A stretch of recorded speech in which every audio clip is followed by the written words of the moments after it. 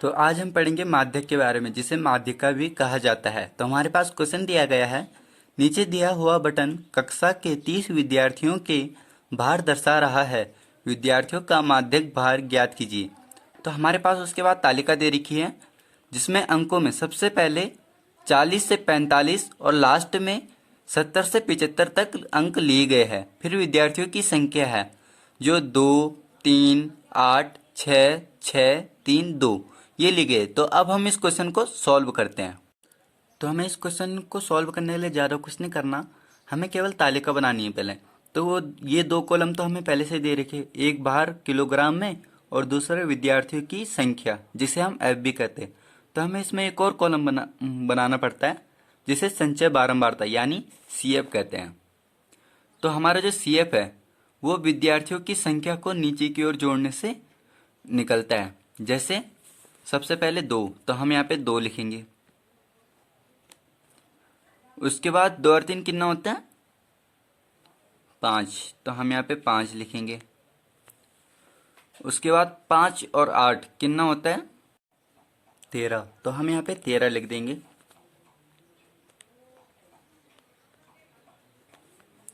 उसके बाद 13 और 6 कितना होता है? आंसर है 19, तो हम यहाँ पे 19 लिखेंगे। फिर 19 और 6 कितना होता है? 25, तो हम यहाँ पे 25 लिखेंगे। फिर 25 और 3 28, तो हम यहाँ पे 28 लिखेंगे। और फिर 28 और 2 30, तो हमारा सी एफ कुछ इस तरीके से निकलता है। फिर इसमें नीचे की ओर एक और डिब्बा बनेगा, जिसे योग कहते हैं। तो यहाँ पे हो जाएगा n बराबर हो जाएगा 30। जब आप क्वेश्चन को इनको मतलब जोड़ो तो आपका आंसर जितना यहाँ आ रखा है उतना ही यहाँ आना चाहिए। आपको ये बात याद होनी चाहिए, तभी आपका सही आंसर निकलेगा। तो अब हम इसे करेंगे n/2 यानी n/2। तो n हमारे पास है 30, तो 30 का आधा कितना होगा? तो आंसर है 15, तो हम यहाँ पे 15 लिखेंगे। फिर 15 से जस्ट बड़ी संख्या कौन सी है? तो यहाँ पे है 19। हमें संचय बारंबारता में देखना पड़ता है। 15 से जस्ट बड़ी यानी छोटी ना हो, तो वो है 19, तो हम यहाँ पे 19 को अंडरलाइन कर देंगे। तो हमारा जो 6 है वो हो जाएगा F, और 19 के ऊपर है जो यानी 13, ये हो जाएगा हमारा CF। उसके बाद L होगा हमारा 55, और जो H है वो होगा जो इनके बीच में अंतर होगा, यानी इनके बीच में अंतर कितने का है? 5 का। तो हमारा जो L है मतलब सॉरी H है वो 5 हो जाएगा। तो L हमारे पास क्या था? 55, तो हम यहाँ पे लिखेंगे L बराबर 55। फिर H, तो H कितना था? इनके बीच में जितने का अंतर है, तो अंतर कितने का था? 5 का।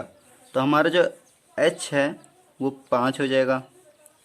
फिर CF, यानी ऊपर जो हमने यहाँ पे लिखा था CF, वो हमारा 13।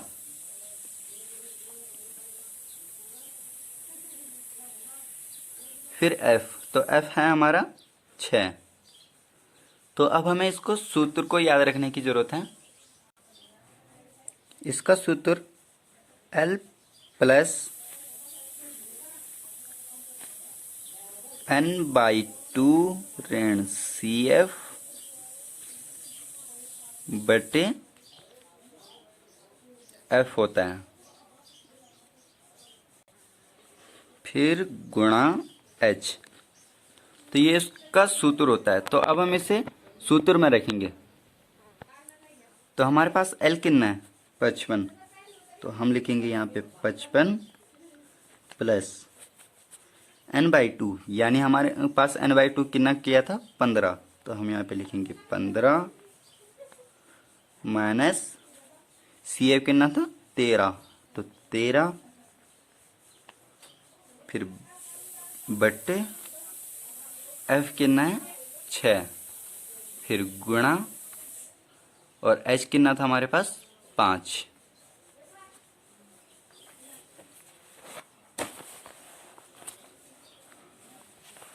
उसके बाद फिर से L 55 प्लस 15 ऋण 13 यानी 2/6 गुणा 5।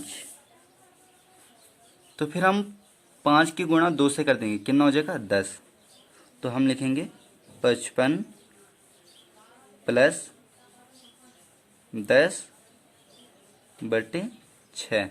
तो अब हम 10 में 6 का भाग देंगे, तो भाग देने पर हमारा आंसर आया 1.66। तो हम फिर करेंगे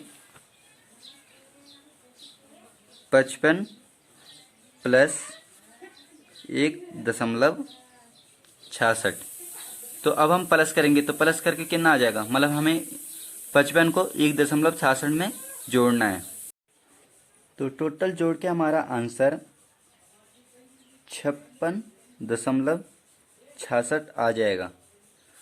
तो ये हमारा राइट आंसर हो जाएगा। वीडियो अच्छी लगे तो प्लीज़ लाइक और सब्सक्राइब ज़रूर कर दें।